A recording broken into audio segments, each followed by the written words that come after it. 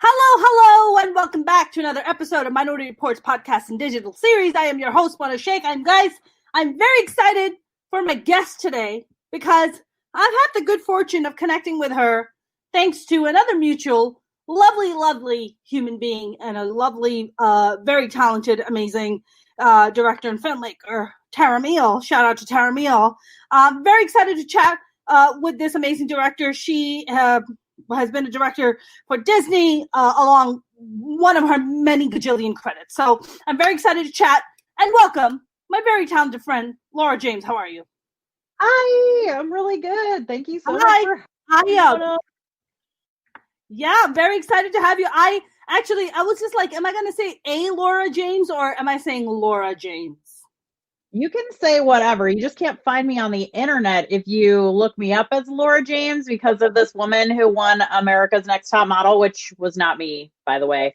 There's a lot of Laura Jameses, it turns out. So for SAG and the DGA, I had to add an A in front of my name, which only causes more confusion, but whatever, it's fine. Got it. Yeah, it's funny you said that because when I went on social media and I was looking for Laura James, I was like, that's a lot of Laura Jameses out here. There's so many. I can't even find myself. Okay, that's how bad it is. When I put the A Laura James, is that stand for something or is it just a Laura James? It could be that, but my mom's name is Angela, so I just added an A in front of it to give her a little shout out. Got it.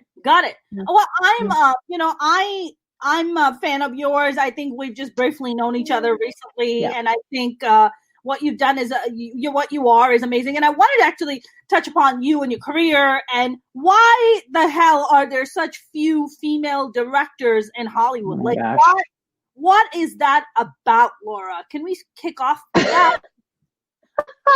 Oh, Mona, so you're giving me the softball questions to start out with, I see. The reason that there are so few female directors is because it's a job where you get to be in a leadership position. Okay. It's a job that makes a lot of money, and dudes have been doing it a long time. Dudes have been doing it, and they've been really successful. And when you have a long resume of doing it for a long time, it's hard to break into that. And dudes are behind the money that is getting decided on who gets to have an opportunity, right? Yeah. What movies get made, what the audience wants to see. Now, this is changing, which is super exciting. But for now, that's what it's been. And so little by little, we're making gains where women are making really interesting and cool films that everybody wants to see. And we're learning that, there was a really closed circuit situation going on, and it's being opened up more and more, which is so exciting. Do you think that's in part because of Me Too movement and Time's Up? Do you think that has played a role in that conversation? For sure. Before that, my understanding is that even before that, though, there was a investigation by the EEOC, and there was a big movement with directors at the Directors Guild of America, a bunch of women, powerful, amazing women who were calling out the discrimination and the lack of hiring. And so it was sort of in play before that, but definitely like an awareness kicked up in a bigger conversation after Me Too about all the women who have been marginalized and all the ways that in leadership positions, women are kept out of that. And I think it did have a big impact for bringing that conversation to so many more places than it was before. Because it felt like for a while that the same women were saying the same thing to the same people. And everyone's like, yeah, it's just you guys. It must just be you, right? Because a couple of other women have jobs. 4 other women have jobs. So if you're not getting hired, it's probably because you suck. Which is obviously not the case, but that's what it feels like. Yes. Right? When you keep not getting the job over and over again, you can't sustain your life, because now it's also like that gets into economics. That's right. If you can't make a living at being a director, then you're going to have to go be something else, an executive, anything else. You're going to have to figure out how to, feed yourself and clothe yourself and house yourself. So it's like, it's this endless yucky cycle that has been really hard, that finally we're getting the teeniest bit of movement on. Right. When you say that the women who went and complained to the EEOC about, the discrimination and everything, were these directors and these women, were they executives? Were they female directors? And were they the female directors? And were they working at the time when all this was happening, or were the ones who were not getting the jobs? I think they were the ones more or less who were not getting the jobs, who had like an opportunity, right? Had done something that in any other instance, and in many cases for a dude, had turned into the next level of getting the next job, the higher paying job, the better job, right? This ladder to success. The women were unfortunately not able to leverage those early successes in their careers, right? And so they were people who were maybe not working at that time, but should have been working. And it's really to prove creative space, right? That you should have had that opportunity, because it's subjective, right? Right. So it gets tricky. I mean, it's subjective by the people who are defending why they keep hiring males, but it's not. Yeah, but it's very objective to the female directors who are not getting the job. It's like, look, you're giving, just like an assistant director, you just bumped him up to director while I've been grinding my ass for 15 years. Like, what's up? Yeah. Correct. It's interesting, Laura. I was having this conversation yesterday with a female comic. She's a South Asian female comic, and we were having this discussion of how dudes on the road in the stand-up world, a guy could be, one young male comic could be hanging out with a headliner for like a year or so, and then all of a sudden he's the opening act for him, right? While comedians have been like grinding their ass, like myself, for 10 plus years, and would never even be considered. Or if we are considered, it comes with some kind of a sexual favor or some kind of a sexual innuendo or sexual thing. So I want to ask you, in the directing world, I mean, is that a thing where, I mean, I would think like female directors are in such a powerful position. Like, you're a female director, you go and sit down in a chair and talk to an executive. Executive's like, if you sleep with me, I'll give you this gig. Is that a thing? I have never had that experience, and I am sure that people have. Sadly, that's reserved a lot for actresses, right? More than it is maybe for directors. Yes. But there is, this business, as you know, is all about favors, and it's all about power and the power dynamics that go along with that. So if you are not going to go along with, then you will be punished. That's just how it rolls here. And so whether it's sexual favors or whether it's like, you're not going to, say something about something, but certainly most, probably sadly, female directors have stories when there was a time before they were the director, and maybe even when they were the director, because, being a woman in this business is fraught. No, really? No. Yeah. I mean, you're right. I mean, that kind of sexual thing, like, what's his name? Harvey Weinstein, trying to lure actresses into his hotel rooms, and then, and trying to do like weird, gross sexual things. Right. I mean, I would think like if you're a female director, you're more in a position of power where you're just like, are you out of your, like, I can't imagine an executive sitting across with Patty Jenkins is like, so if you like. You'd be surprised though. Really?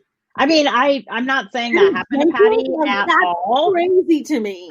I'm just saying that I would absolutely not be in any way surprised if Patty had a story like that, even with all the success that she's had, because there's it's power is a weird and interesting thing, and women with power doesn't mean that they're automatically respected the same way that men with power are. Sure. I forget the executive. She was one of the studio executives at Paramount Studios. Do you remember? I don't know if you remember. I forget her name.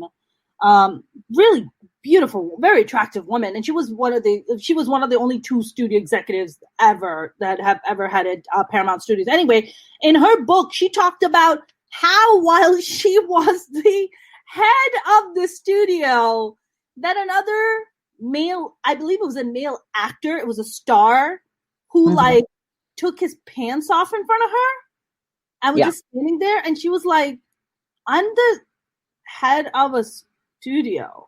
Like, what are you doing? Yeah, that's such an amazing question that none of us can answer. None of us can answer.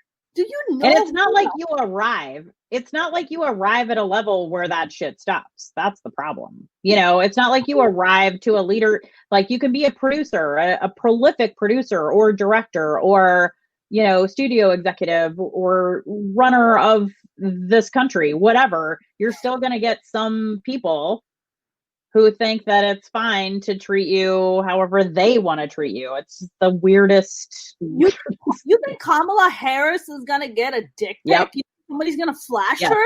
She's 100%. the fucking vice president of the United States of America. 100% that's going to happen. I can't 100%. imagine.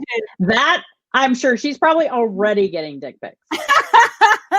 It's like people trying into her DM and shit. Yeah, for sure. Also, you know, she's a very attractive woman, but women in power does not mean, you know, that we get respect. That's and even if we earn their respect, we still don't get it the same way. It's weird. You know, Laura, it reminds me, recently Jennifer Lopez was talking about, I think it was like about a year ago. I mean, J-Lo is a star, right? She's a mega star.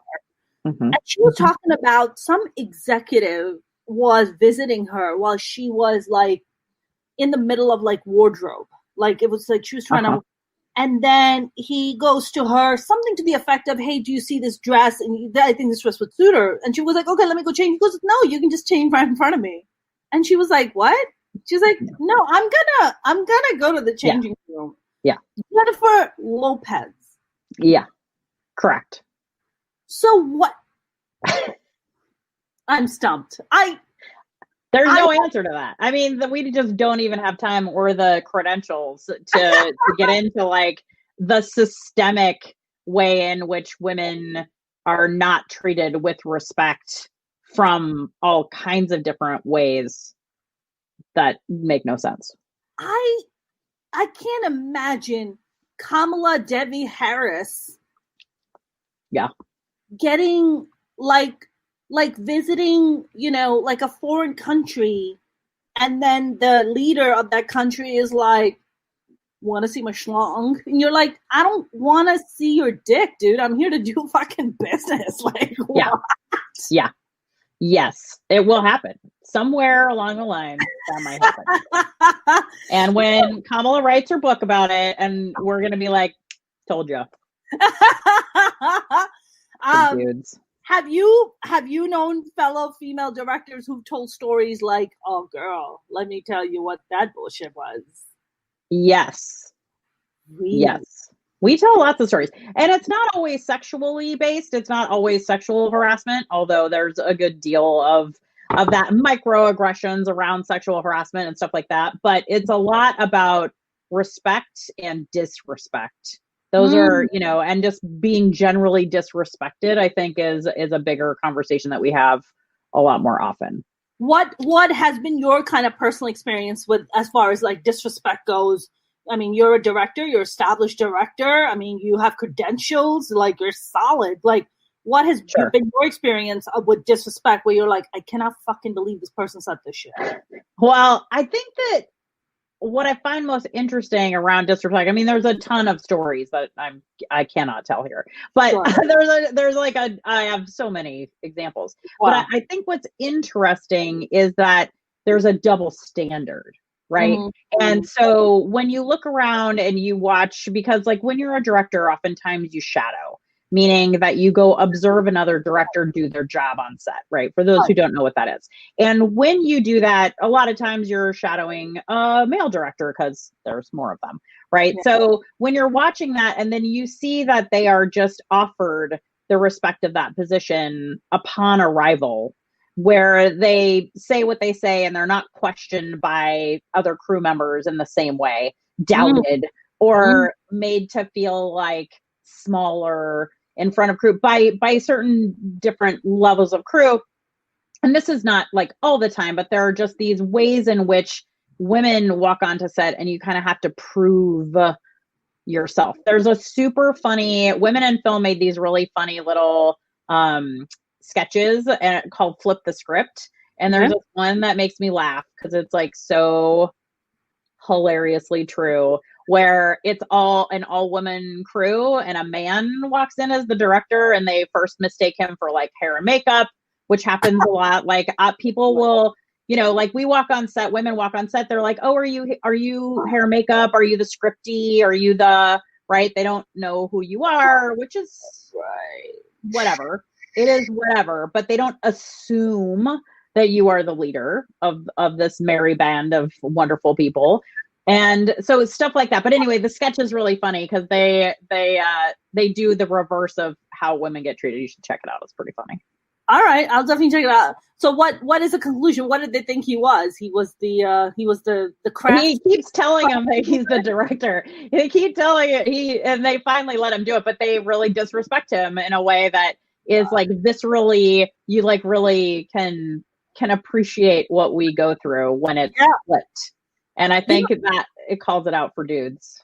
Okay, I'm definitely gonna check it out. I had Tara Meal, thanks to shout out to Tara Meal. That's the reason I met you. Yes. One powerful woman knows another powerful woman. Yes. And I was interviewing Tara, and Tara and I had this conversation. She was telling me about her experience being on set for for like, I believe it was like a Fox show, if I'm not mistaken. I could be wrong. And some show she was on, and she walks on, and the lead actor is like giving her a hard time. He won't just automatically give her the respect. He's doubting her direction. And I was just like, oh my God, Tara, like, how do you handle something like that? And she was just like, look, you know, you kind of have to, like, you know, you have to, you're still, you know, you try to handle it in the most delicate way possible, but you're also very firm about it. Like, look, this is, I am the leader of this, I am the captain, and you are going to listen to me. Like, this is how this works. But a man never would have to prove that. If you're a male director, it's automatic respect. It is. And actors are still going to test you. I mean, make no mistake. They're going to test all the directors for sure. That's just kind of how that goes. But we have to try extra hard. And the thing is, like, you got to be careful, right? Or it has been my experience that women need to be more careful about how you firmly push back and what is the right layer, because you got to be careful in the gender politics of things that you don't offend or upset that star, because if he walks off to his trailer and refuses to come out, you're fucked, right? So you don't want that to happen. So I use humor, like that's my thing. Luckily, I come from comedy and I try to use humor and, you know, to deflect and to, you know, rally people to my side, I guess. But, you know, we all have to find our different ways. You got to be really conscious of like what it is you're doing and how you're doing it to be mindful of what it is you need to get done, I guess. Mm-hmm. I know you said that you have a lot of stories. Is there any one story you can maybe kind of bring up or divulge to be like, because I remember that story that Tara told me.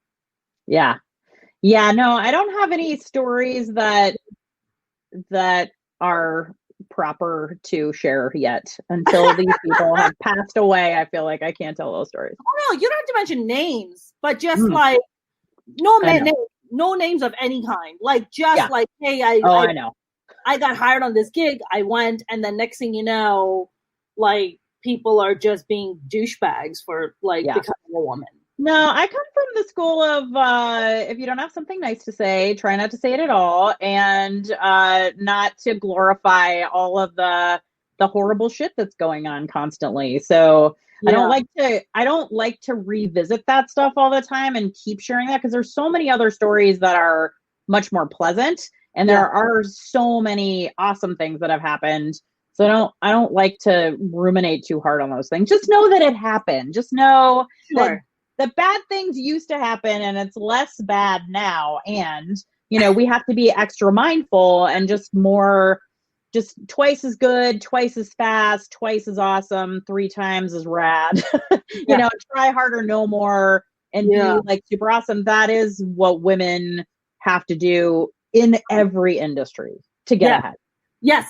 You know, and that's a very valid point, right? I mean, I was talking yesterday to the female comic about how, like, as female comics, we have just this one chance, right? You go up and you have to be like perfect, right? You get booked on a show and you better go up and just murder, right? There's no room for error. But dudes can go up there and just fuck up and be like, it's the crowd, it's not me. It's them, it's not me. And it's like, well, I went up and I fucking killed. Well, they like you because you're a woman, or they like you because you're South Asian, or whatever bullshit that they want to make up to feel good about. But they have a lot more room to play with versus us. So you would say that with the female directors, it's the same thing. It's like absolutely no error mark.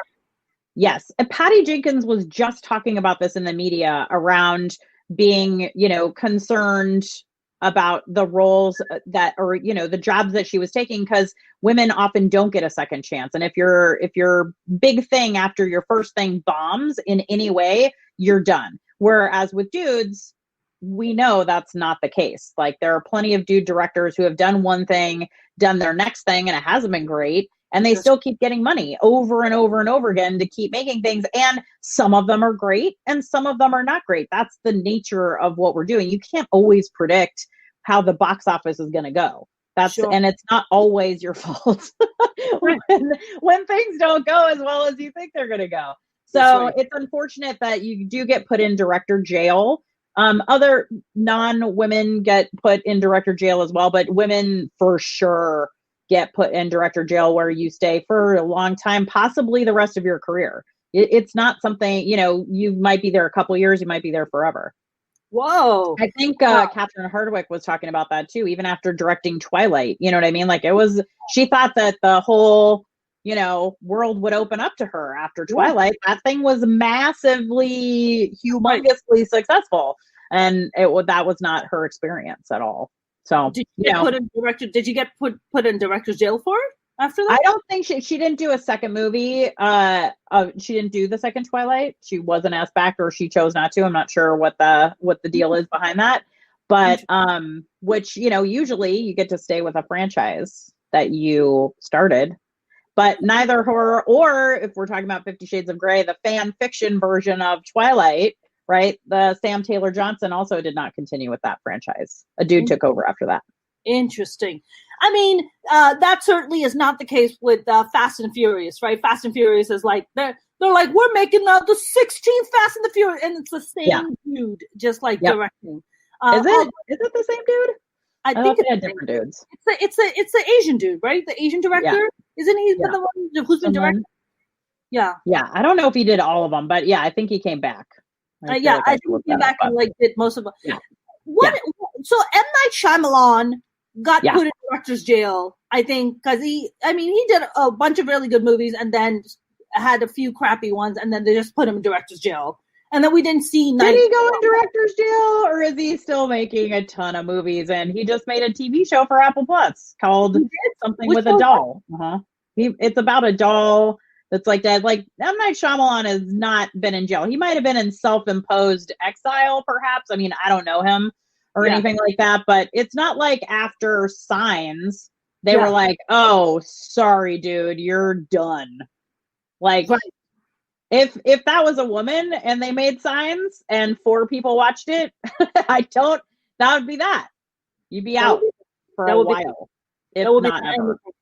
Do you think, Laura, that kind of margin of error would increase, or women would be given that same level of like room to play and grow if we had more female executives? It's a great question. I like to think that's true. I like to think that the more we do have female executives and more women in charge of studios, more women deciding what we're going to see, I think that we then, as women storytellers, would get an opportunity to maybe not have a home run, but still get an opportunity to try another story, realizing that, you know, it's not just the director that makes a film. That's a lot of it, but there's also other, you know, factors involved. Yeah, if it's a crappy script, there's only so much that a director can do with that. True that. There's only so much. How does it work, Laura, for directors? Like, is it the same as like you get repped by like CAA or William Morris, and then they're like, hey, we have a project we think you'll be really good for, but it also has, you know, a screenwriter that we rep, and then 4 actors that we also rep, and then you're like, all right, I think this is a good project, you know, and I'll do it? Or is it more like, well, you know, you kind of have to do it, like, because we want to. I'm not repped at somewhere as fancy as all those places you just said. So Tara's like a way better person to ask about that because she's repped at somewhere super fancy. My place is smaller and they don't package. That's that whole packaging thing that everyone's all up in arms about right now. So I don't have that issue, but that is a thing. You know, if you're at a big place, there's going to be, you know, they're going to take from all their areas. We have these actors, we have these writers, we have these producers, we have this director, and we're going to put this whole thing together, as opposed to like, I'm at a place where they just rep directors only. Right. I mean, Laura, you started off as an artist. Like, you started off as like in the improv world and then kind of transitioned into directing, correct? Yes. Acting to improv to sketch to directing. Yeah. Is that usually the passage for becoming a director? Or some There people are like a million ways to become a director. And usually the best way is through experience directing or experience on set, both of those things. So for example, if you work in film as some pathways are first AD, editor, script supervisor, producer, writer, those kinds of areas where you're on set, you're working with all the key players, you're working closely, you understand the system, you get what's happening, and you've made those relationships and those connections, then you're going to move up through your crew position and probably be able to leverage that into, especially for television directing, like a television job. If you want to be a director and you are trying to do feature films, you've got to connect with somebody who's going to fund you the money. And so, you know, either they're going to find you based on your reputation and your previous credits. You're going to do a pitch deck. You know, you're going to pitch yourself for it and talk about why you're the only one who can do that job and why you're the best one. And other people are going to be doing the same thing. And then hopefully you get hired to do that. And then you get to bring it to life. But theater directors can move up into directing. That's where I was sort of like I was directing sketch for a long time. So putting shows together, putting them up, you know, on their feet and then letting them go off on the circuit. The comedy circuit that they do. And so that was super helpful. And then we used to have a thing called Neutrino Project, which is a filmed improvised project, which is insane crazy pants. It's basically a Herald, for those of you who know improv, which is a 3-act structure. And we would have 3 groups with 3 cameras. And we would get, you know, suggestions from the audience, and we'd get objects. And then we'd like run out into the parking lot, right? Like run out of the theater, and we would have like 10-minute lead time where we would have to make a 2-minute piece of film that was like the beginning. I was like A group, let's say, and I would make the beginning part and B would make their part, and we'd run the tapes back into the theater so the audience would then watch it in real time. So you had like this certain time crunch, you'd edit it in camera. It was super fun and super amazing. And we used to do that as well. That was like insane and a blast. I mean, it sounds like I would probably go bald because I'll probably be pulling my hair out. Like, I could never do something. I can stand in front of 50,000 or 60,000 people and tell jokes, but I can't do that, what you just described. Yeah. It was really fun.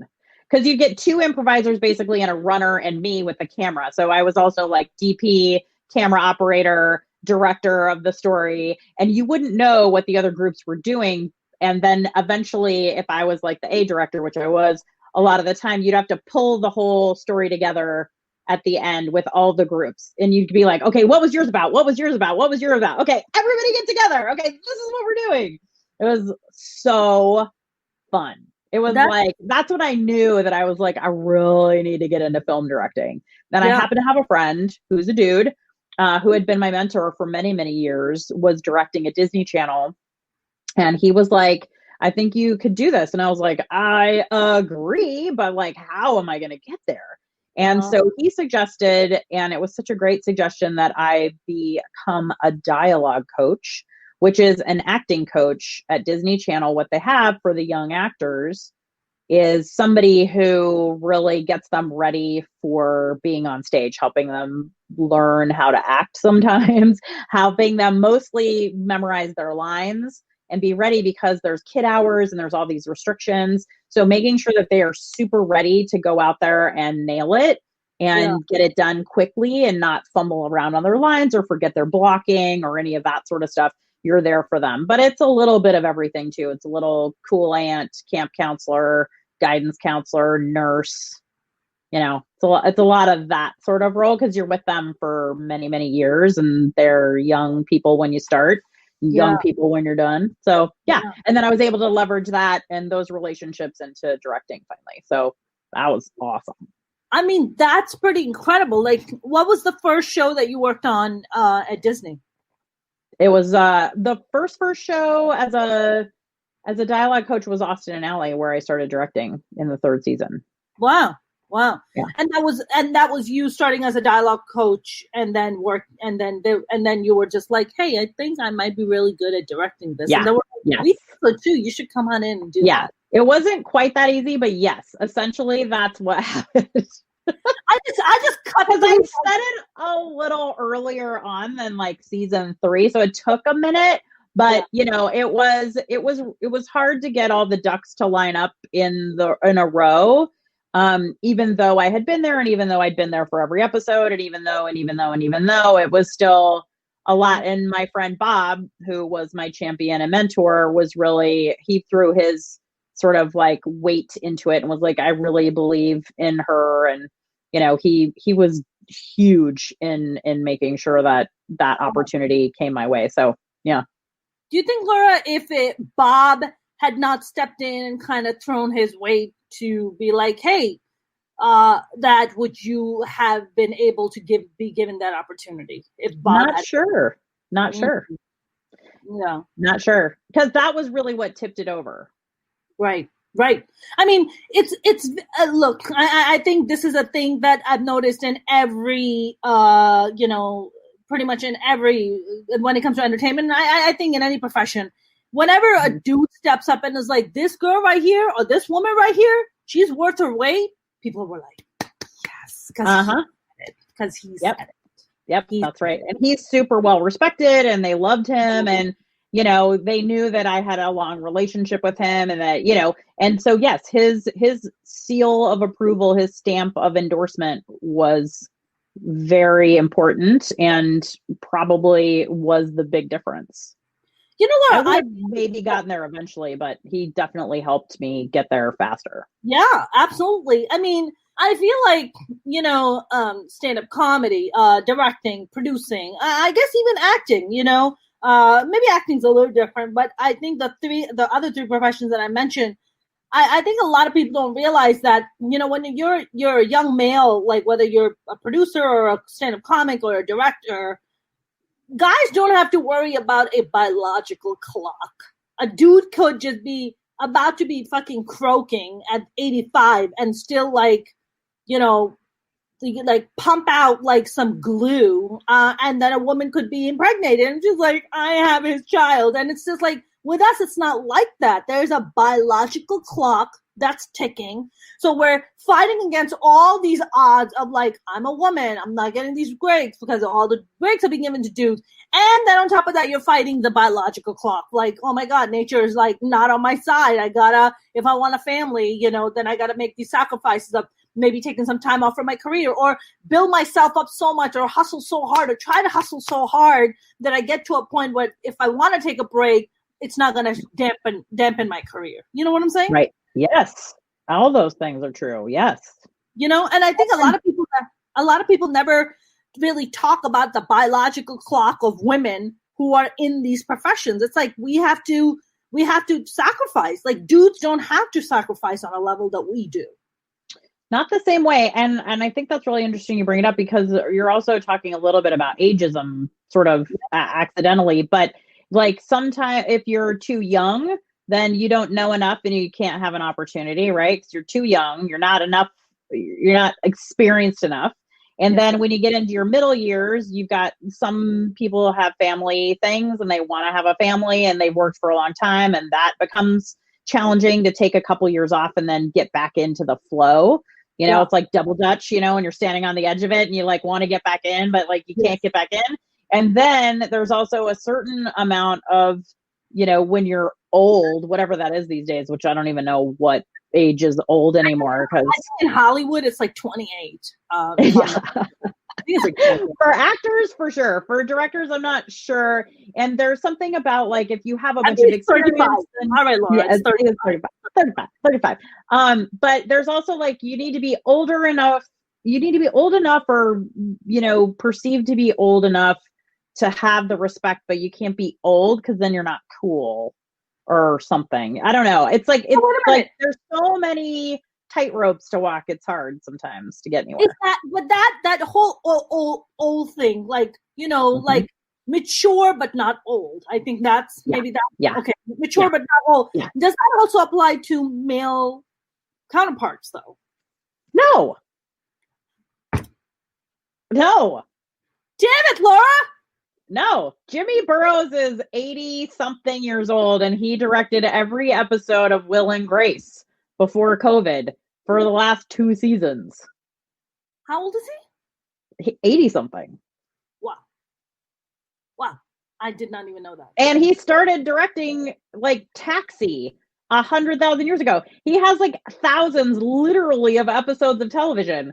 And probably piles of money and perhaps some islands. I don't know what he buys with his, like at some, no. So yes, I don't know any 84-year-old women that are directing off the top of my head. I don't even know any 64-year-old women who are directing. I don't know 84. Are you kidding me? I mean, I don't know if he's 84. Let's see how old Jimmy Burrows is. Go ahead, keep talking. Patty Jenkins must be what, in her early 50s, mid 50s tops? Maybe, yeah. I mean, she looks fantastic. She looks amazing. And she's so cool. I bet. She looks like the kind of lady that you can just sit down and just have a really great, just a great conversation. You can just tell she's so down to earth. Yeah, she's really kind of. I'm very excited about her directing Gal Gadot in Cleopatra. Very excited. Right. I know, that's gonna be awesome. Yeah, very, very excited about that. I just hope to God that I mean, I know that Wonder Woman 2 didn't get a lot of good reviews, but I really hope to God they don't put it in the director's jail of some kind for that. But it made money. It recouped the money. And that will be helpful. And also, Patty is one of a handful of women who have directed films that are over $100 million budget. There's, I believe, it's something like Mimi Leader, Catherine Bigelow, Ava DuVernay, Patty Jenkins, and somebody else just got like an opportunity that was like a big deal. Like it's literally a handful of women who have had that opportunity.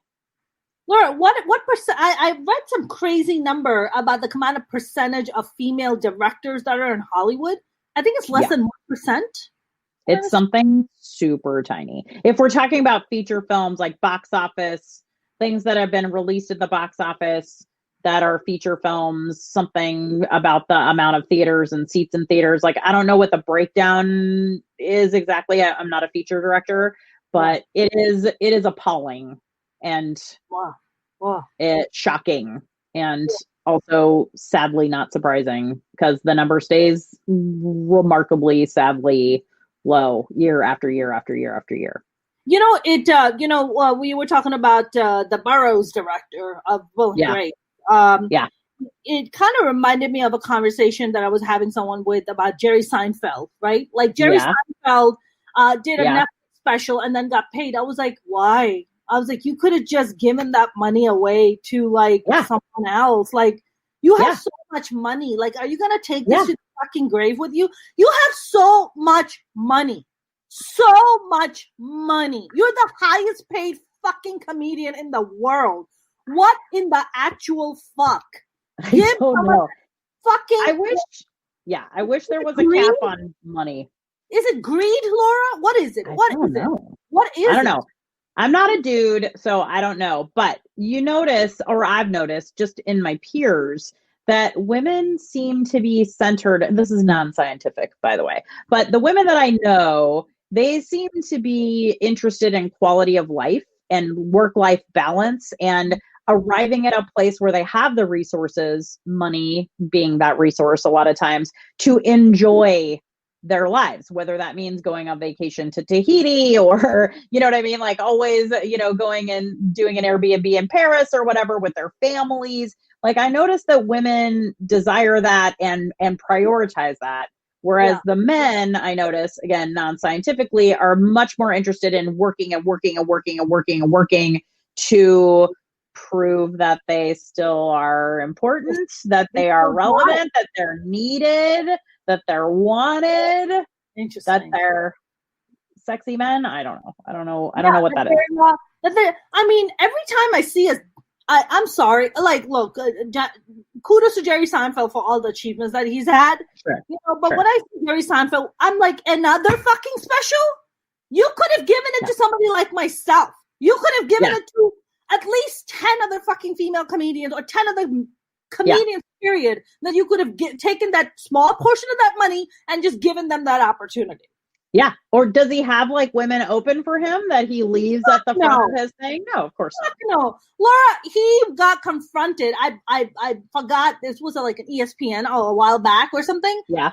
I forget where this interview was taking place. And this woman asked him, she was the interviewer, she was the host, and she asked him, she was like, now we have people of color coming up, women coming up. How important is their point of view in comedy? He goes, it's not important. It's not important. Why?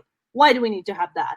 You just need to, and I got so upset, Laura, I just turned it off. And I was just like, you have to. Yeah. I was just like, this is the man who's the highest paid fucking comedian right now. Okay. He has so much pull. Maybe I'm just ending my career right now as I'm speaking about this, but I hope not. I hope not, but I'm like speaking the truth. But look, I don't personally know the man, so I don't have anything personal against, Jerry Seinfeld, so I can't say that. But I'm just looking at it from the outside, and I'm just like, Jerry, you have so much money. Like, you are in a position of power where you can help like so many other new talent come up and gift the world this, gift of art that you are in the position to do. But yet you keep collecting all this money where you could have easily helped another, person out. Yes. Like, so many comedians would love this opportunity. He could have a comedy special night where he has 10 comedians do 10 minutes for Netflix.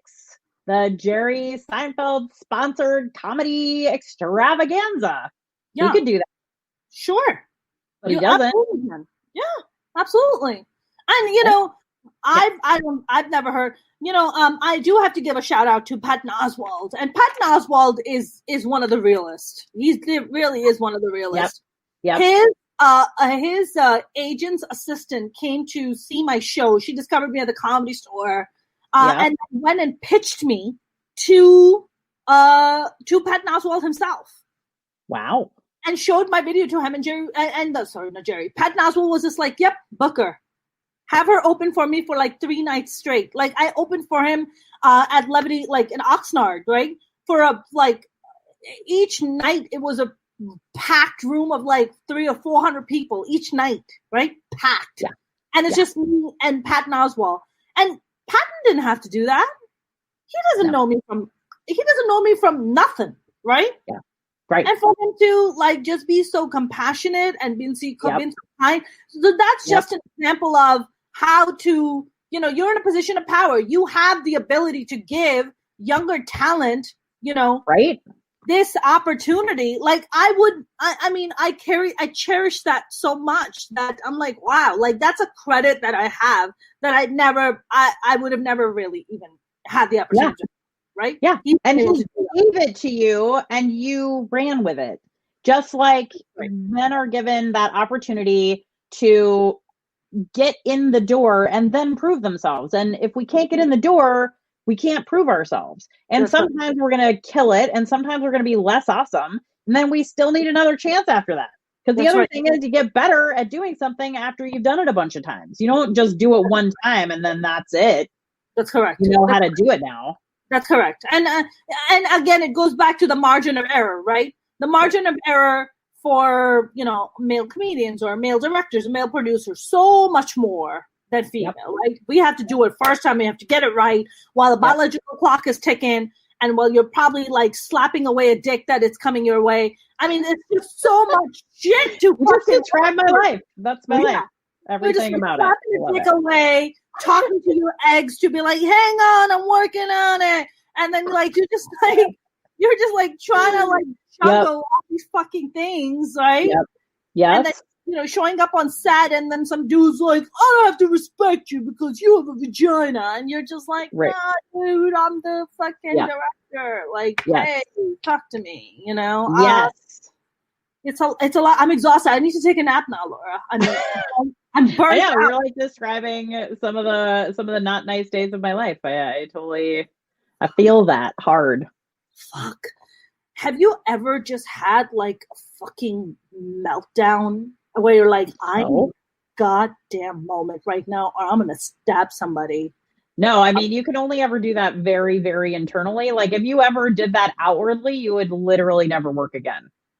Yeah. There's a female director who I'm not even going to say because I don't like to keep this stupid, dumb story alive, but it is said that she was seen crying off, not even on the set, like behind a piece of scenery somewhere. And that is a story that has been told 100 billion times to make it seem like she is not competent at her job. She's a well-known director. It's a thing that people say all the time, like, oh yeah, well, did you hear that about?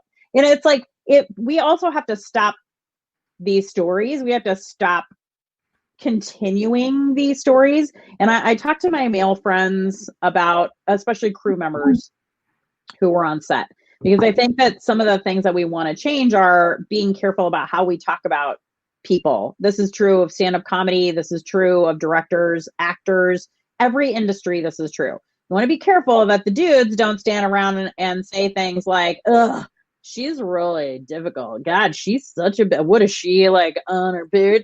She's like so hard to work with. If you say that about a dude, it is that they are passionate, that about what it is they're right.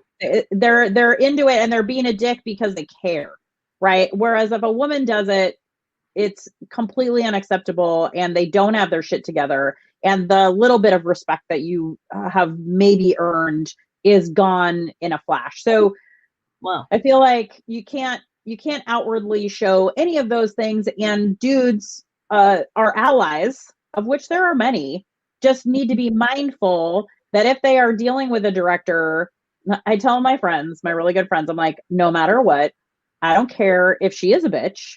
I don't care if she is a nightmare. Zip it. Even if somebody else from another part of set is like, oh man, did you see what she said? Man, she's such a fucking bitch. The answer is like, no, I didn't notice. I just thought she was really, really passionate about that scene. Like, change the language and change the narrative, because otherwise, like, sets, people, I don't know how many sets you've been on, but people love to gossip and people love to do, it's like high school, sometimes middle school on set. So how do we stop all of that from getting into a situation where you're going to have no respect and also not be hired again, is like to make sure that our allies are not perpetuating the problem. Yeah. Accidentally. Yes. I feel like I've been on enough sets. I think for me, I'm very kind of if somebody starts doing the gossipy thing, I just walk away. I don't need to be a part of it. Yeah. I just walk away. I don't need to be a part of it. I mostly, when I am on set, I'm either talking to a fellow actor about comedy, or we're talking about the business, or we're talking about if we're talking about politics, then we try to keep our volume low, so that sort of thing. But yeah, I try to stay away from. I think for me sometimes, and I don't know if you ever go through this, Laura, but last year, was it last year? No, not last year. The year before that, 2019, towards the end of 2019, I got offered a gig for an Apple TV show out of the blue. They found me and they were like, "We want to offer you this role." So my episode is gonna come out. It's called Helpsters. It's like a remake of Sesame Street ish. Yeah. My friend Who directed your episode? Was it a woman? I think it was a woman. Was her name Shannon? I think it was Shannon. Shannon's my really good friend. She's amazing. She won an Emmy for Helpsters. She was. Did she win an Emmy for Helpsters? What? There's also Linda. Linda did that show, I think, too. There's a bunch of women. Anyway, Shannon is amazing. She was amazing to work with. Yeah. I mean, she made it so effortless, and I was just like, "Is this even work? Like, yeah. How does this even work? Like, this is too much fun." But the one thing that I noticed is that my fellow co-star that was in the show with me, it was just, it's all Muppets, and then it's me, and then this other person. And I noticed that, at first I thought it was just in my head, but it wasn't. The one thing that I noticed about her is that, look, I think with stand-up comedians, it's a lot different temperament than actors, because we're a lot more open. We're just a lot more, we're just like very straightforward. We just say we're very good, sharp, and observant, and like the quick wit, right? And I think people really connect to that. So the director and the director and the producer who were on board were like, they were just fucking loving me. They were like high-fiving me and shit because I was improving, and they were loving it, and they were like, "Oh shit, that's funny. Oh, Mona, yeah, keep that, right?" Yeah. So I see from the corner of my eye the actor who's with me, because she's not a comic, she's an actor, shrinking. I see her shrinking, right? So now I'm feeling bad, and I'm just like, oh God, I don't want her to feel like, I'm the fucking boss and you're like, not like, I don't want her to feel that way. Like, I want you to feel you're part of this. Like, come, like, be cool. Like, come, be a part of this, right? And I just see her shrinking. And the more I try to talk to her, and the more I try to engage her, the more she like pushes me away. Is that a thing that directors experience, or is that just mostly among artists being insecure? Yeah, I don't think that's true, because there's only ever one director on any given set.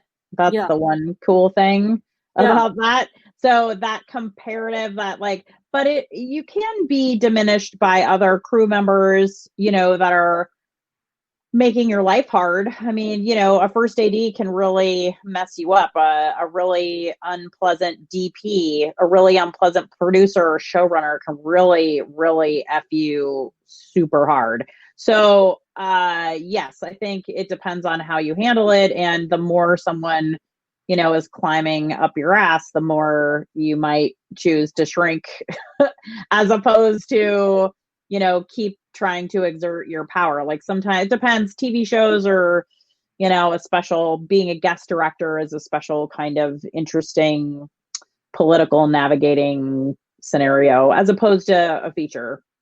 Totally different. Right.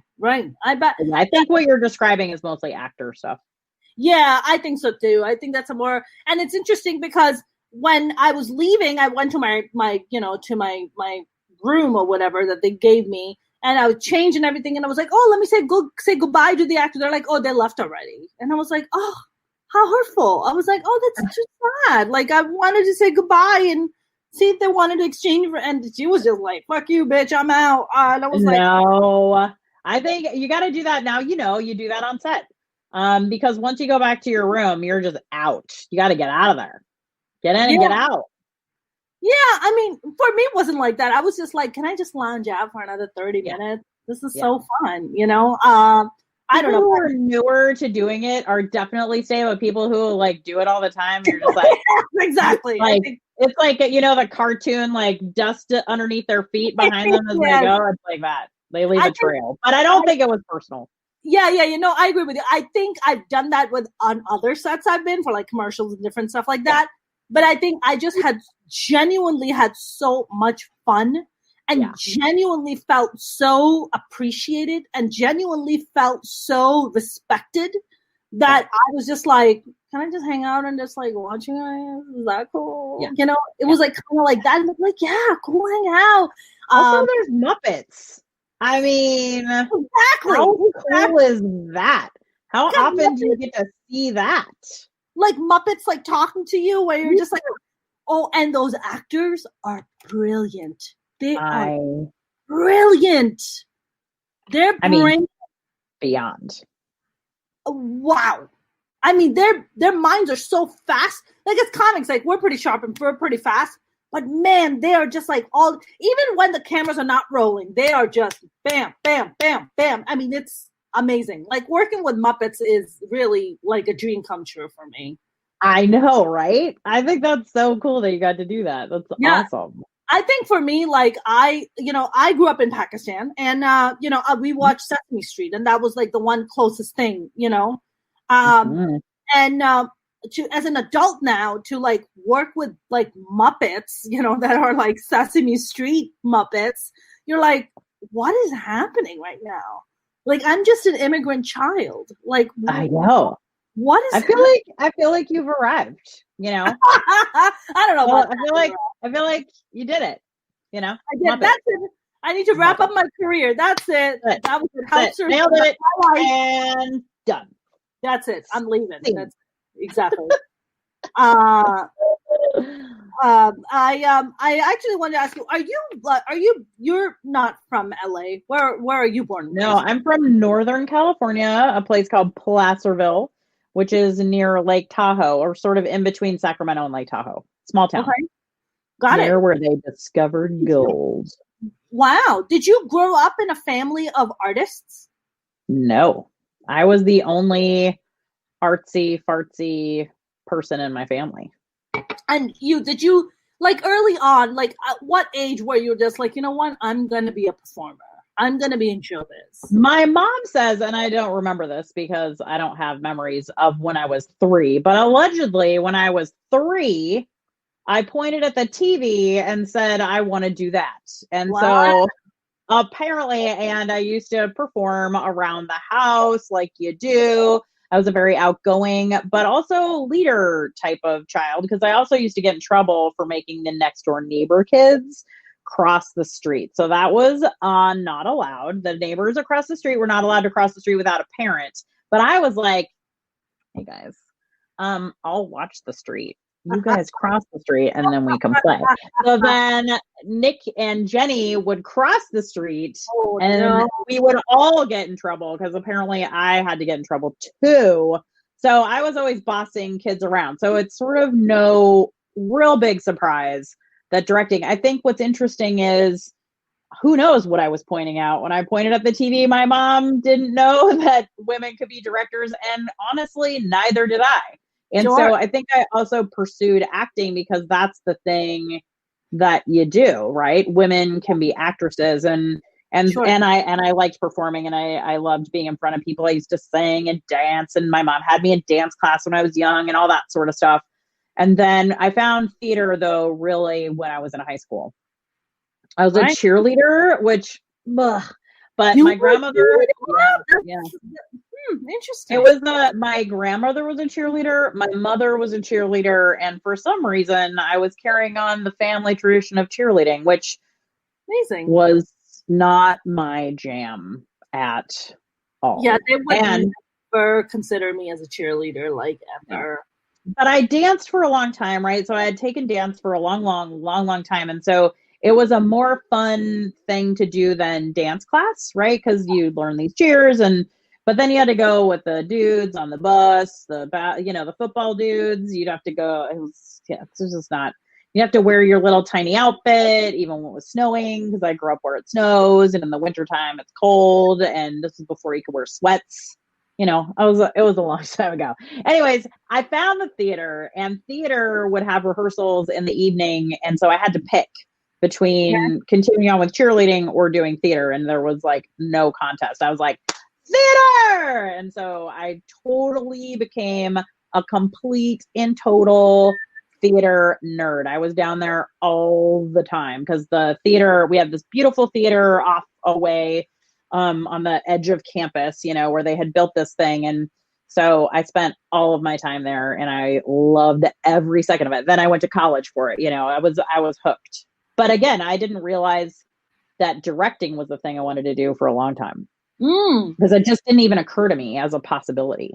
Right. It's interesting, right, Laura? Like, here you are, you're like, no, this is the thing. This is going to be my path. I'm going to be an artist. I'm going to be a performer. I'm going to be a theater, right? And then somebody like Bob comes along and Bob's like, that's not really your destination. Let me show you what your path is supposed to be. And then, boom, next thing you know, you're just like, oh, yeah.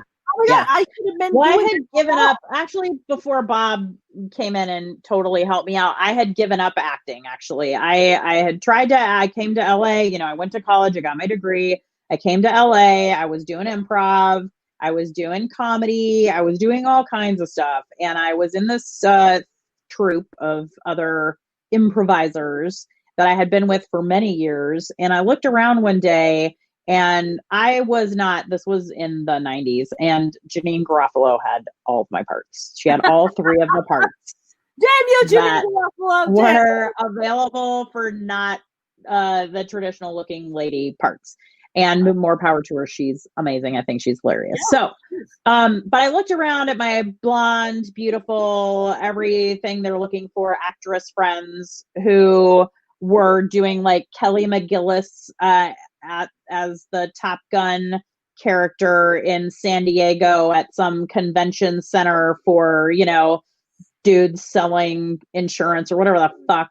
And I just looked around one day and I was like, none of you guys are getting paid to act. And like, you guys are good. I'm good. You guys are good. And like, none of us are getting paid to do this. I got to get out of here. And so I was like, I was over it. I was like, fuck this. I'm not doing this anymore. And I moved to Portland, Oregon. And I was ready to give it all up. But I decided I was going to quit acting, but I would teach an improv class so that I had people to play with and do improv because I love improv. And I think that regular people should take improv all the time. So I did that and then slowly ended up back in the theater scene. And there was a huge comedy boon in Portland at the time. So then I ended up back into directing. I did the All Jane Comedy Festival in Portland. Yeah. All Dick, No Jane? All Jane, No Dick.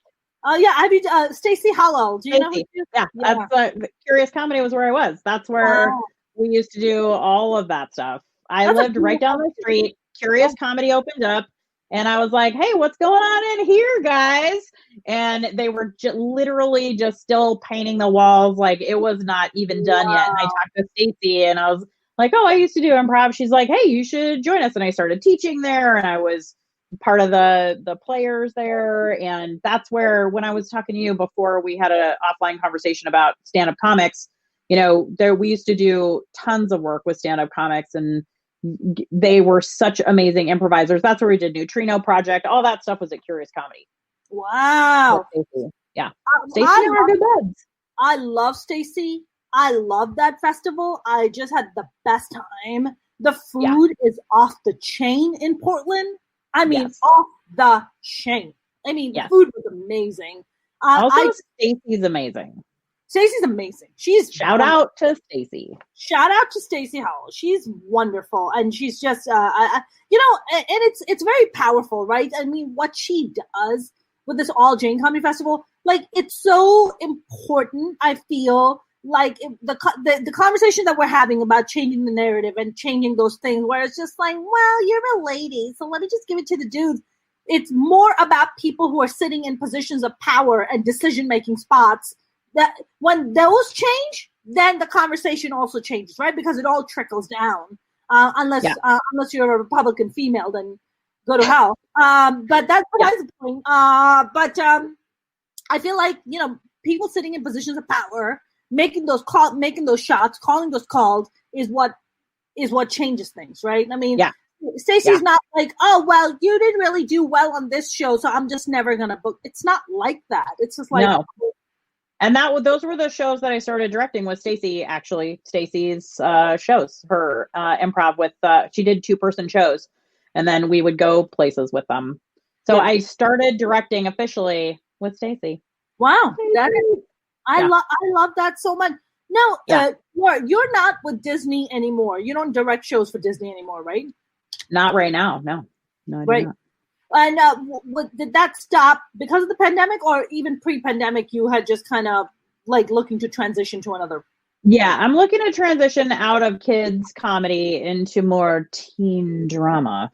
I'm looking for more vampires, werewolves, face touching, kissing, tromping through the Vancouver forest in the nighttime type of work. So things like that is what I'm really interested in. And so I'm trying to move out of multi-camera, which is its own special thing, into single camera. And so I sort of just made a break from that for now. And then the pandemic happened. And so now I'm on hold until we clear that up, which right now it's like insane out there. My friends that are directing, it's like so stressful. And like people are getting sick and it's just like a mess. You know, I was talking to, I have a doc, I think I mentioned to you that I'm working on. And my DP on it was like, she told me, she was like, every set that I've been on in 2020 has had a COVID breakout. Every single one. Yeah. Yes. That's madness, Laura. Yeah. And like people's lives are literally at stake. Right. But we have to make the things. Yeah. I mean, I've mentioned this before on the live stream here. There was an article that came out in 2020 listing the non-essential jobs and then listing the essential jobs. And one of the top non-essential job they listed was artist. I'm like, artist? It's very essential. Very essential. Like, I would say right after nurse, I would put artist, right? What are people doing? Like, they're home watching Netflix. TikTok. TikTok. Artists. People who are creating content. Like, as much as we don't want to give the TikTok people the credit, they are also doing some kind of artistic stuff. They're making people so happy. Yes. 100%. People love TikTok. I don't understand TikTok, but I'm told it's amazing.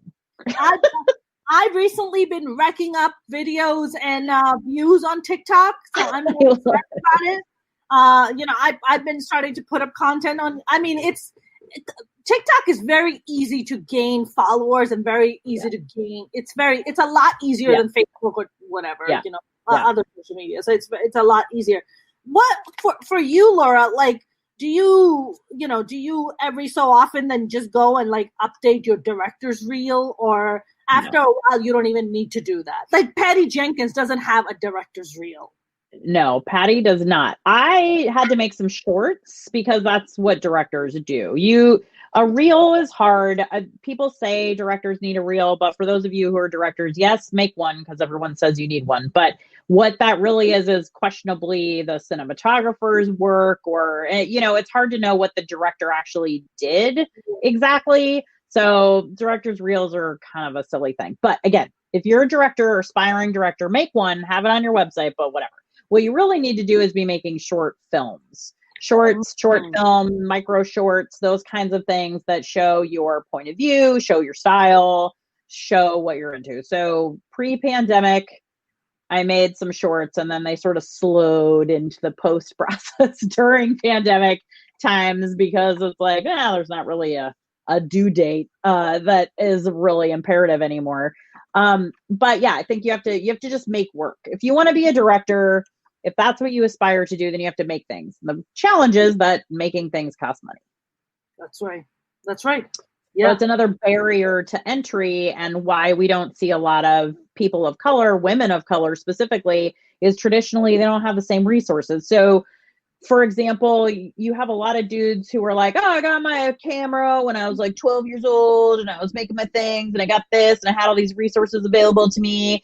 And you see women of color who are like, I just got into filmmaking yesterday because I didn't know I could, and I don't have a camera and I don't know how it works and I don't have a MacBook Pro thousands of dollar thing and I don't have Avid and I don't have all the things. Like all those things cost a ton of money. Also, being able to go to AFI or USC or any of these schools without a scholarship is also a barrier to being able to like get into this business and start with that behind you, you know? So there's a lot of ways that being a woman, and even more difficult being a woman of color, is hard economically to be able to sustain yourself, to make work, to show the work, to get the jobs. Yes.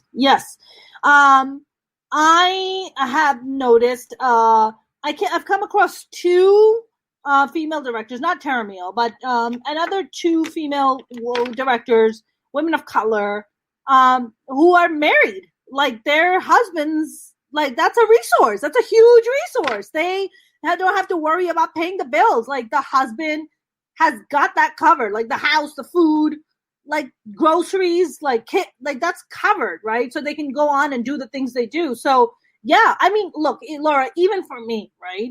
I don't have a husband or a boyfriend, anybody to pick up the tab on me, right? It's all me. Yeah. So yeah. I have to fund things. I have to pay for, my MacBook Pro and put roof over my head and put food in my stomach. And I don't have, I have been grinding my ass. That's why I work like 80, 100 hours a week, because it requires that much of, because I don't have that additional resource to help me out. So I have to supplement myself by fucking grinding my ass. In the meantime, my eggs are rotting and I'll probably never have children. But those are the sacrifices that I have to make for my own. Right. And then after you do that for X amount of years, let's not put a number on it, but after you do that for X amount of years, then you will be an overnight success. That's right. That is if I get that break. Yeah. If you get that break, you'll be an overnight success. That's right. That's right. I was alarmed. You've been grinding your ass for X amount of years. I was alarmed when Tiffany Haddish finally started getting her breaks and started becoming a whole household name. People were like, "Oh my God, she just came out of nowhere." Nowhere. Yes. If you're not in the comedy world, you don't quite understand. Tiffany has been grinding it out. She was living out of her fucking car at one point. Like, what are you talking about overnight? Like, people don't people only see, that, I don't know, I'm sure you've seen that image they have of like a mountain of like, all the success and everything, and underwater is all the hard work and failure and disappointment and heartbreak. Yes. That's what it is, I think, for artists, for us. Like, I had my brother once call me up and he was like, "Man, I was watching this documentary, or I was watching this episode, like comedians in cars getting coffee. And, there were so-and-so, Jerry Seinfeld was driving this very fancy car. And I said to myself, man, I can't wait for my sister to make it so I can go hang out in her expensive house and in her expensive car." I was like, "Motherfucker, do you ever come and fucking contribute? Like, do you ever ask your sister, like, you need help? Like, fuck you. Yeah. Like, do you want to be there when I'm successful?" But all throughout my struggles, all throughout me eating shit, all throughout my disappointments and heartbreak, you don't want to be there. But you want to be there to fucking fuck you. I love you, but fuck you. Like, that's ridiculous. Yeah. Yeah. And if you don't have somebody who's bankrolling you, which a lot of us don't, it becomes this impossible scenario, because longevity and tenacity and persistence are a lot of what contribute, right? That grinding for years and years and years and years. But the question is, economically, can you survive for years and years and years and years when shit is expensive? Right. And then at a certain point, when you're working 80 billion hours a week, year after year after year, do you just go like, fuck it, I'm going to go work at some corporate job that's like 9 to 5 that has health benefits and a pension, and, just, and go use those eggs, because that's what happens. That's what happens to women a lot of the time. And there is nothing wrong with that choice, because like, you get tired after a while, but can you last long enough? And without the financial backing of another person, oftentimes that becomes the barrier to being able to get over that hump. And it's really, I wish we talked about money more.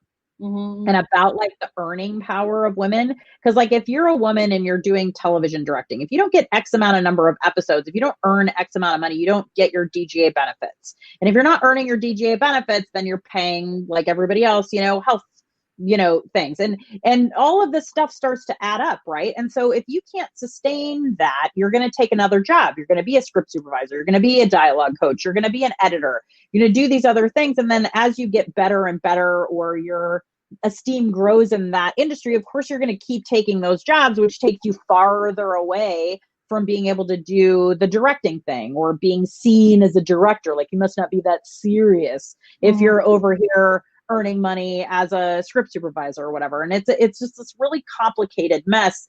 And I think that we should pay attention to making sure that women who are aspiring in comedy, in directing, in acting, and that sort of stuff, like, we have to support them financially, or, you know, be able to have good enough jobs that you can keep that roof over your head and put that food in your belly and not have to go into these casting couch situations in order to like compromise yourself to get the jobs. Like, that's how they've been getting away with it in the past. Luckily, the past mostly.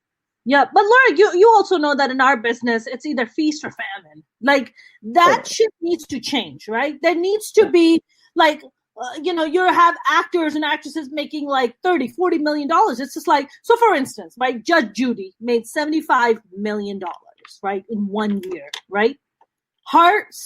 Through the grapevine, I heard that her staff makes next to nothing, like next to nothing. The people who helped make that show successful. And I'm just like, man, you made $75 million. If you just took $5 million away, just $5 million, and you added it over the crew, yeah, it makes a world of difference. Like, these people will work 10 times harder for you because they know you care for them, right? If I'm making $75 million, I'll take that fucking $5-10 million. I'd put it towards my staff. Be like, if you take care of your employees, they will take care of your. They will take care of your shit. End of story.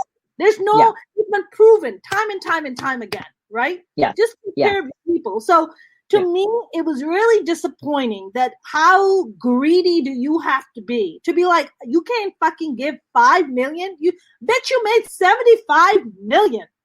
How many millions do you need? How many millions do you need? Like, there has to be some kind of cap or something to be like, Jesus fucking Christ, man. I think there's decency, right? Where's the decency is what I hear you saying too. Like, you know, come on, Judge Judy. Like, you know that everybody's making like $30,000 a year.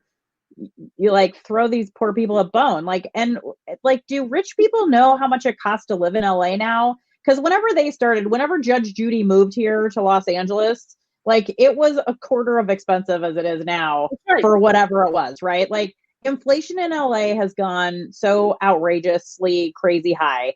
Like, things are double when I moved here. And then I moved here in the 90s originally.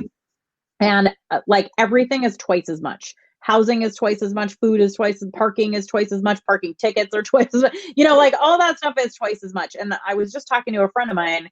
We came up together and it was like, what would we do now? Like, how would we live here now? I mean, do you have to live like 4 people to a 1-bedroom apartment when you're starting out here? Like, how do you make that work?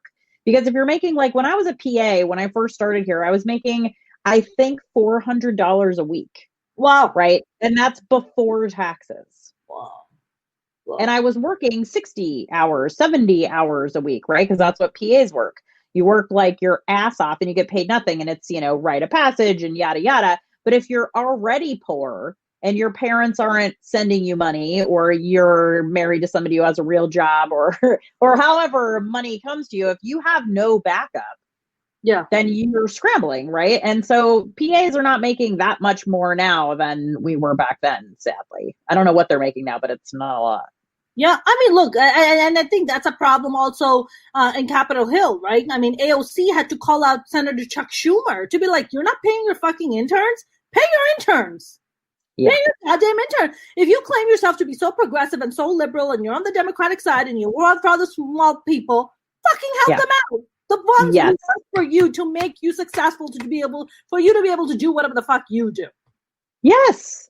And why, I mean, yeah, and capitalism is responsible for a lot of that. This greed that you're talking about is responsible for a lot of that. And so back to, you know, in my opinion, it's also just personal decency. Like, when are we going to get to the point where, you know, we all feel responsible for the people that we care about? And when you are a corporate leader, if you're an entertainment leader, you know, when you are someone who has so much more than everybody else, how are you going to do that? Which is, you hear the stories sometimes, right? Like you hear the story about Keanu Reeves giving everybody money and motorcycles or whatever, so there are the occasional exceptions, right, of people being very generous with the large amounts of money that they have. But sadly, there's not enough of those stories. I think Keanu Reeves is just such an exception. He's just an exceptional human being. Adam Sandler is also a really good dude. He also goes out and like really helps people out. He's also really wonderful. But I personally don't think there's enough people doing that. There's only a handful of people doing that. Yeah. And I think if a lot more people did that, I feel like the world would be a better place. I think it would a happier place, a more fulfilling place, a place where you don't have such level of disparity in the way that you do, because I think that's my beef too, right? Like even in comedy, there's just like this feast or famine. It's just like, how many more specials are you going to give to Kevin Hart at this point? Like Kevin is trying by the way, kudos to Kevin Hart on that. Kevin Hart has, his production company. He's trying to bring in younger talent. He's trying to bring them up, give them opportunities. So shout out to Kevin Hart for doing that, But it's like, you look at something like that and you're just like, you could give opportunities for people like myself, so I don't have to fucking, grind my ass and or just never even get the opportunity after all these years of sacrifice, after all, and Laura, I think the one also key thing that I'm going to bring in is that retirement, right? How long are you going to do that if you've just struggled all your fucking life trying to make it as an artist? You probably have very next to, if anything, in retirement. So by the time you hit 50, 55, 60, how much money do you have in retirement, if you have any? Or are you going to go depend on the government to try to help you out and live in some fucking, one like tiny little bedroom in fucking boondock somewhere because you dedicated your life to the arts, and the arts, and you just couldn't get the opportunities because you're a woman, you're a person of color, you didn't have the resource, whatever, right? That's why I'm so with you. The economics are the thing. Like I really, when we talk about this, that's the other big part of it, is if you're not earning enough money to earn pension at whatever it is you're trying to do, you are going to be a 65, 70-year-old woman with nothing to back you up. And God forbid you get sick, then you're extra fucked. But if you happen to be healthy and bopping around, you're going to work till what? You're 85? Right. Like you have to work until you literally croak. That's right. What are you going to do? Get an Uber or fucking join Postmates? Like what are you supposed to do exactly? Exactly. Because the system isn't going to take care of you, sadly. Right. And Jeff Bezos is going to keep his billions of dollars. Listen, Jeff Bezos don't give a fuck about nobody. Okay, he's got somehow he needs that extra money for his girlfriend's face, who keeps needing a fucking new face every goddamn fucking new year. I love it. I can't stand that hoe. I just can't stand her. I'm sorry. Too harsh, maybe. I don't give a fuck. You're funny. I just don't care. Laura, what are you working on? We're gonna start wrapping up. What are you working on? Have you been working on anything during the pandemic? No, I'm teaching right now during the pandemic, which has been a blessing. I teach directing at AFI, the American Film Institute, and also I teach directing at USC. So I'm getting to work with very exciting, emerging, talented humans, which are super inspiring and inspire me. And that's been really a blessing during all of this, because even though we're doing different kinds of production, but those schools are handling things differently as far as like making art, but that art can still be made and your voice can still be developed, and figuring out what you're trying to say and all that stuff are still things we can do, and talk about storytelling and what is good storytelling. So that's been really amazing. But as far as like working on my own stuff, I have a couple things that my friends and I have put together that we're trying to pitch around, but it's COVID, so nobody cares. And, I've got, my shorts that I'm finishing. Again, it's COVID, nobody cares. And, but when COVID is over, everyone's going to care a lot about the projects that we have to pitch, and these shorts that are hopefully going to get me over into CW territory, freeform territory. Yes. Very excited about that. So little by little, wrote a novel, no big deal, whatever. Listen, novels, people write novels all day. I wrote Hey, I had a lot of time during COVID. I mean, it's great. It was a great time to write and build and create, right? That's how you and I got connected because I'm working on my stand-up special. So that's I know, it's very exciting. I'm very excited and nervous and terrified at the same time. I'm just excited. I'm only excited, Mona. You're excited? Oh, that's awesome. That makes one of us. That's great. I actually wanted to ask you, have you seen the show called The Runaways? It's a Marvel series, The Runaways in Disney. Yeah, I haven't seen it. I know what it is, but I haven't seen it. Is it good? Should I watch it? In that teen genre, face grabbing, kissing, teen drama. That's how people are in love, Mona. Just so you know, like if they touch your face, then that means that it's real love. Got it. Mine is usually they just grab just my ass and then they just kind of work their way up. And I was right. Then you're like, oh, you love me. Yeah, I'm like, when they grab my titty is when I really know they love me. I love it. This is teenagers, Mona. It starts with the face. I'm sorry. Mine's a little different. Mine just starts with the left titty and works its way to the right. It's like no, but I'll watch Runaways. I love it. I haven't looked at that one, but I will. I watched Euphoria recently, and I was like, "Whoa!" Have you watched that? No, it's Zendaya, right? Yeah, she's real good. It's a real good show, but it is some shocking things go on in that nighttime telly for kids. Holy moly. Yeah. Is it for teens though? No, it's more adult. It's supposedly not for teens, and absolutely only teens are going to watch that. Parents are going to watch it like, what the fuck? But of course teens are going to watch it because who loves Zendaya more than teens? Nobody. Yeah. I don't know what her demographic is. I don't know. I think it's everybody, but it's definitely younger people, right? So the demographics of youth are that you aspire 2 to 5 years older than you are. So if it's meant for 20 somethings, then, high teens are watching it. If it's meant for 15-year-olds, then, 12-year-olds are watching it. Like everyone's aspiring upwards. Remember when you were a kid, you're like, I'm a grown up. I know all the things. It's like that. Really? I don't think I ever had that, Laura. I never was just like, I know. I was like, I am a grown up. Stop telling me what to do when I was like 4. Really? Yeah, we would get 2 across the face if we said something like that. Yeah. So I'm not saying I didn't, but I was not deterred from what I wanted. You're like, ass whoopings were not going to keep me from adulthood. Apparently not. Apparently not. Bring it on, Mom and Dad. Bring it on. Yeah.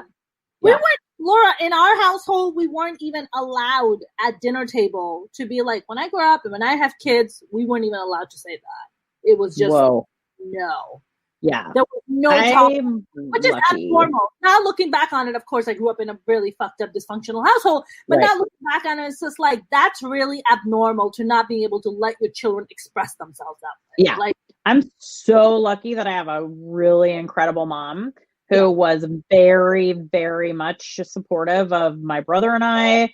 Anything we wanted to do, if I was like, I want to be an astronaut, she would have been like, sweet, let's figure out how to do that. That's amazing. She was like really supportive, really creative in her own way of raising us as far as like letting us just go be and do whatever. And like when I was like, Mom, I'm going to be an actor, she was like, great, love it.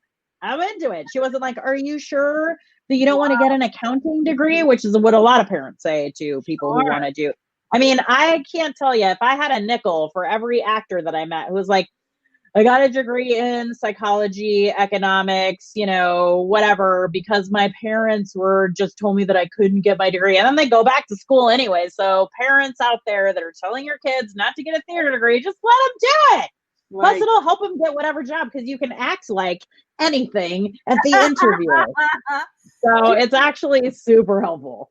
Put on a coat and just pretend like you're a doctor. It's like, so what are we looking at here? Exactly. I could probably get a job as a doctor is all I'm saying because I am a trained actor.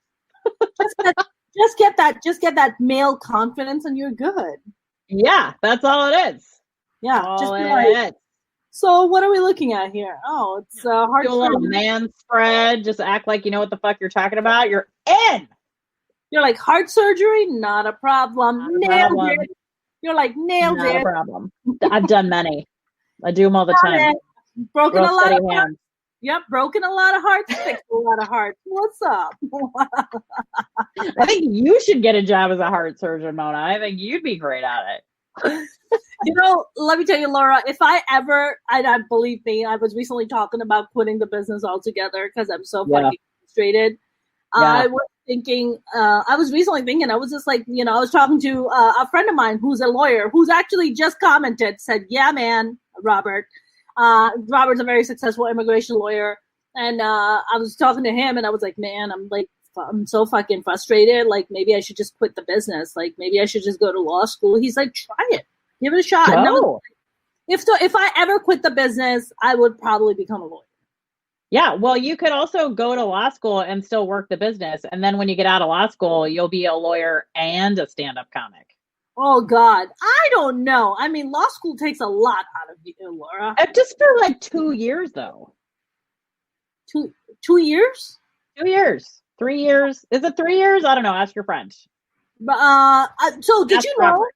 Yeah, I'm going to ask Robert. So Robert also takes improv because he's smart and amazing. Yes. But the other thing that I've learned, did you know that there's a law in California that if you work under a licensed lawyer or like established lawyer, you can actually rack up your hours and then go take the bar, and you don't even have to go to law school. Do that. Does Robert need an assistant? Get up in that. Right? There you go. You can just work your way up. Robert said 3 years. Mr. Perkins said 3 years. It takes 3 years. It's only 3 years of like totally amazing, immersive learning. I used to work at the USC Law School, and one of the many jobs, I've literally worked at every job there is in this town. One of them was at the USC Law School as an administrative assistant. So I know a lot about law school. That one's a real good one. Yeah. So I think that would be the only thing that I would become. And then you can help people. It's performative. If you got one of those ones where you can get up in front of people, it'd be great. I can see it, Mona. Not that I'm saying give it up. I'm just saying you'd be great at it. Right? I agree, Robert. She'd be great at it. Like, you'd be great, Mona. That's very kind of you. Yeah. I just want to get up there and be like, Your Honor. I just want to say that. Exactly. You could also make a nice pension. You could help other people. You could change the world. You can do a stand-up comedy, but you could also do it as a lawyer. Not saying give it up. I'm just saying it's out there. Now you got me thinking. People go to like night school and like go to grad school while they're doing other things all the time. That's right, true. Robert? Tell her it's possible. Robert's like, yes, do that. Yeah, you can do it. If I ever become a lawyer, I would probably want to become do criminal law. I don't know why I'm so trying to do that.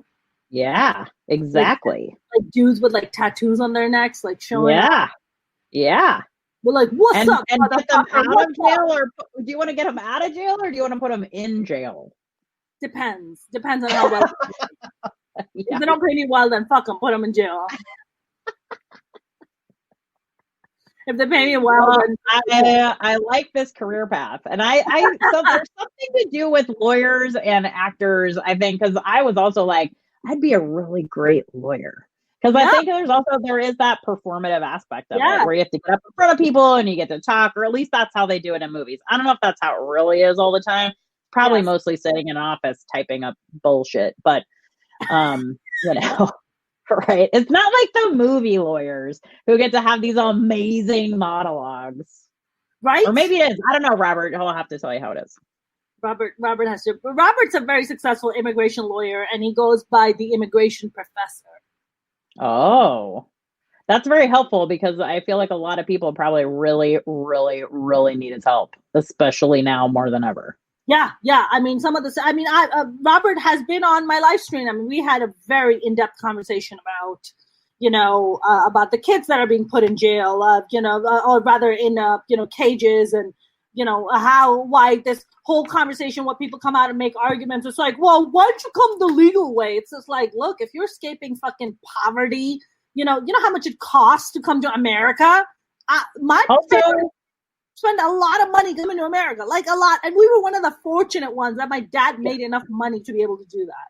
until you've emigrated, I feel like you don't get to say shit about trying to emigrate to this fucking country. That's right. Because I feel like anybody who was born here has no idea how hard it is to get here legally, illegally, and just like in general, get here and stay here. So I feel like until you really know what that is or have family that's had to deal with that, I feel like you don't just get to be like, gosh, just follow the rules. It's like going to the DMV and getting your license. I don't know what the problem is, because it's not like that. Some people, Laura, think, and I think Robert taught me this, like some people think that applying for a citizenship is you just fill out a bunch of forms and then you just submit it and then you just wait for a green card. Yes, like, that's what people think. That's why I'm saying like they don't get to have an opinion since they don't understand how the system doesn't work. The system that is bullshit to begin with really also doesn't work, even if you follow the rules. That's right. Laura, it took me like over 15 years just to become a U.S. citizen. Yeah. 15 years. Thousands and thousands of dollars later, right? Yeah. In the process, losing my father, couldn't attend his funeral. They wouldn't let me travel, right? They told me that they were going to put a 10-year ban on me if I traveled to see my own father's funeral. Yeah. Right? And you had to marry somebody, right? I mean, you fell in love, but also you married somebody so that you could be a citizen. Yeah. That's right. I had to and even that marriage, like, that was a 9.5-year long marriage. It wasn't like, hey, we just got married for papers. It was like, no, we fucking married for real. That was a real marriage. Yeah. And even had you not done that, it might have been even more difficult and challenging for you to obtain your citizenship. Forget it. Like, a lot of people don't realize that even if you do come to America, and even if if I had won it in a green card lottery, let's say, right? You still have to fucking make a living. You still have to survive. How are you going to make a living? How are you going to get how much money are you going to make? The cost of living is so high. Like, people don't even factor those things in. I know. That's why I feel like they don't get to be part of the conversation if they don't understand how the whole situation works. And yet you have these people who are like, just follow the rules, just come in legally. What's the problem? It's so frustrating. People not understanding. I agree. I 100% agree. Laura, where can people follow you? Do you have some? I have an Instagram that I'm woefully not paying attention to during the COVID pandemic, so just don't give a shit. But it's A Laura James. Remember that A, my friends. It's very important at Instagram.